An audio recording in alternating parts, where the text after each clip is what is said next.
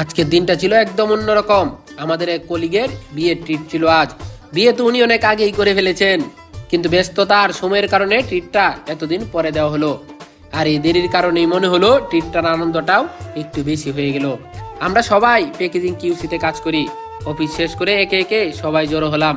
কেউ আগে এসেছে, কেউ আবার একটু দেরি করে এসে হাসতে হাসতে বলতেছে আজকের ট্রিটটা কিন্তু জমে যাবে।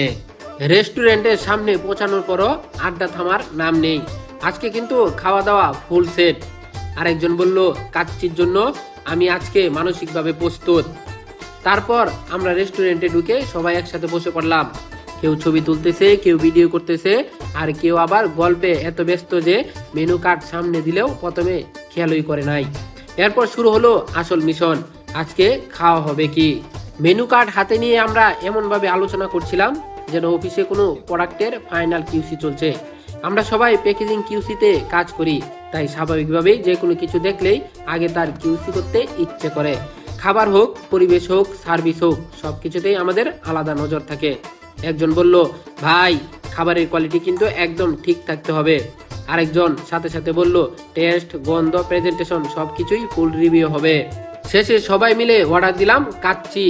অর্ডার দেওয়ার পর আবার শুরু হলো আড্ডা।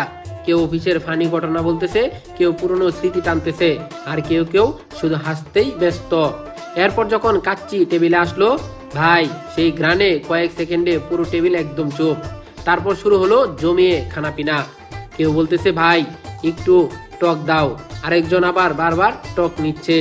সালাদ সামনে দিতেই একজন বলল এটা অন্য কারো দিকে দেন ভাই, আমার সাথে সালাদের সম্পর্ক খুব ভালো না। এই কথা শুনে পুরো টেবিলে আবার হাসির রোল পড়ে গেল। আর বুরহানি, সত্যি বলতে বুরহানিটা ছিল একদম অন্য লেভেলের। এক চুমুক খাওয়ার পর মনে হচ্ছিল পুরো দিনের ক্লান্তিটাই একদম চলে গেছে। এই ছোট ছোট মুহূর্তগুলো আসলে সবচেয়ে বড় স্মৃতি হয়ে থাকে। প্যাকেজিং কিউসি মানে শুধু কাজ না, এটা একটা পরিবার যেখানে কাজের পাশাপাশি আছে বন্ধুত্ব, হাসি আর সুন্দর কিছু গল্প।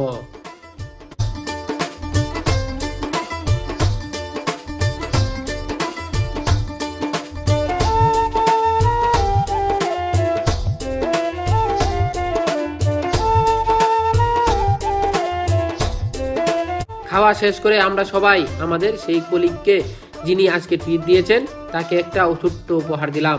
উপহার দেওয়ার মুহূর্তটা ছিল খুবই সুন্দর আর আন্তরিক। এরপর সবাই মিলে ওনার জন্য শুভকামনা জানালাম। জীবনের প্রতিটা ধাপে যেন উনি ভালোভাবে এগিয়ে যেতে পারেন, এই দোয়া এবং শুভকামনা জানিয়ে আমরা দিনটা শেষ করলাম।